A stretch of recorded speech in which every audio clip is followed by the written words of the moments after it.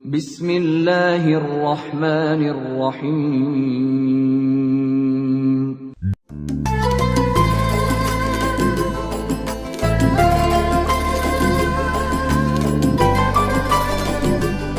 Assalamualaikum warahmatullahi wabarakatuh. Alhamdulillah wassalatu wassalamu ala Rasulillah Sayyidina Muhammad bin Abdullah wa ala alihi wa sahbihi wa man tabi'ahu daha amma ba'du. Para pendengar kisah sahabat mutiara sahabat Rasulullah, kita akan melanjutkan kisah Sayyidina Umar radhiyallahu anhu. Pada kali ini kita akan membacakan dari kitab Al-Bidayah wa Nihayah karangan Ibnu Katsir pada halaman 181, yaitu berkenaan dengan peristiwa pada tahun 16 Hijriah secara umum. Al-Waqidi berkata, pada tahun ini Umar radhiyallahu anhu menjadikan daerah Ar-Rabazah sebagai tempat gembala kuda kaum muslimin. Dan pada tahun ini pula Umar radhiyallahu anhu mengasingkan Abu Mihzan As-Saqafi ke suatu tempat yang bernama Badi. Pada tahun ini Abdullah bin Umar radhiyallahu anhu menikahi Sofiyah binti Abi Ubaid. Ayahnya Abu Ubaid terbunuh pada peperangan Al-Jisr ketika menjabat sebagai panglima pasukannya. Istri Abdullah ini adalah saudara perempuan dari Al-Muhtar bin Abi Ubaid yang kelak akan menjabat sebagai gubernur di Irak. Ia seorang wanita yang soleh, sementara saudara lelakinya adalah seorang yang jahat. Pada tahun ini Umar radhiyallahu anhu melaksanakan haji bersama kaum muslimin dan beliau menunjuk Zaid bin Sabit sebagai penggantinya di Madinah. Gubernur Umar radhiyallahu anhu di Mekah kala itu adalah Itab, Abu Ubaidah untuk wilayah Syam, Sa'ad untuk wilayah Irak, Utsman bin Abi Al-As untuk daerah Taif, Ya'la bin Umayyah untuk wilayah Yaman, Al-A'la bin Al-Hadrami untuk wilayah Yamamah dan Bahrain, Huzaifah bin Mihsan untuk wilayah Oman, Al-Mughirah bin Syu'bah untuk wilayah Basrah, Rib'i bin Al-Afkal untuk wilayah Mosul, Iyad bin Amr Al-Ash'ari untuk wilayah Jazirah. Wilayah Syam secara keseluruhan di bawah pimpinan Abu Ubaidah bin Al-Jarrah. Al-Waqidi berkata, pada bulan Rabiul Awal pada tahun 16 Hijriah, Umar radhiyallahu anhu memulai penanggalan secara resmi. Beliaulah orang yang pertama membuat penanggalan Hijriah. Sebabnya yaitu pernah dilaporkan kepadanya kwitansi hutang seorang terhadap orang lain yang termaktub di dalamnya bahwa hutang itu akan dibayar pada bulan Sya'ban.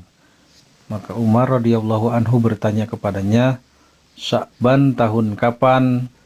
Tahun ini atau tahun sebelumnya? Atau malah Sya'ban tahun depan? Akhirnya Umar radhiyallahu anhu segera mengumpulkan kaum muslimin dan berkata, buatlah tanggal agar orang tahu kapan janji hutang piutangnya akan dibayar dan diterima. Disebutkan bahwa sebagian orang mengusulkan kepadanya agar mengikuti penanggalan yang dibuat orang-orang Persia yang dimulai dengan kematian raja mereka. Jika raja mereka binasa, maka mereka akan membuat tanggal baru seiring dengan pergantian raja baru. Namun banyak yang tidak sepakat dengan usulan ini. Ada pula yang mengusulkan agar dimulai penanggalan dengan mengikuti penanggalan Romawi yang dimulai sejak zaman Alexander. Namun banyak yang tidak menerima usulan ini. Ada yang mengusulkan memulai penanggalan sejak lahirnya Rasulullah SAW. Pendapat lain dimulai sejak Rasulullah SAW diutus. Sahabat Ali mengusulkan agar penanggalan dimulai dari hijrah Rasulullah SAW. Dan awal bulan dimulai dari bulan Muharram. Karena itu lebih sesuai hingga tidak terjadi pertentangan. Sebab bulan Muharram adalah awal bulan Arab. Pada tahun ini Maria ibu dari Ibrahim putra Rasulullah SAW wafat. tepatnya pada bulan Muharram sebagaimana yang telah disebutkan oleh Al-Waqidi, Ibnu Jarir dan lain-lain. Umar radhiyallahu anhu yang bertindak menjadi imam menyolatkan jenazahnya. Setelah berusaha mengumpulkan kaum muslimin untuk menghadiri jenazahnya, ia dikuburkan di Baqi. Ia adalah Maria Al-Qibtiyah, pemberian Raja Alexandria yaitu Jurej bin Mina sebagai hadiah kepada Rasulullah SAW, di samping hadiah-hadiah lainnya, dan Rasul menerima hadiah tersebut. Di samping Maria, Raja Alexandria juga memberikan seorang wanita lainnya yang bernama Shirin, yang diberikan Rasulullah SAW kepada Hasan bin Sabit. Darinya lahir anak Hasan yang bernama Abdurrahman bin Hasan. Di antara hadiah yang diberikan kepada Rasulullah SAW adalah seekor unta yang bagus, yang diberi nama Dul-Dul, dan kain-kain yang terbuat dari sutra hasil tenunan wilayah Iskandariyah. Hadiah ini datang pada tahun 8 Hijriah. Akhirnya Maria mengandung anak Rasulullah SAW yang bernama Ibrahim, dan ia hidup selama 20 bulan dan akhirnya wafat 1 tahun sebelum Rasulullah SAW meninggal. Rasulullah SAW begitu sedih atas kematiannya dan beliau menangisinya sambil berkata, "Sesungguhnya air mata jatuh bercucuran dan hati merudung duka. Namun kami tidak akan mengatakan perkataan apapun kecuali yang diridhoi Rabb kami. Dan sesungguhnya kami, wahai Ibrahim, sangat bersedih atas perpisahan dengan dirimu." Maria adalah salah seorang wanita yang soleh dan baik.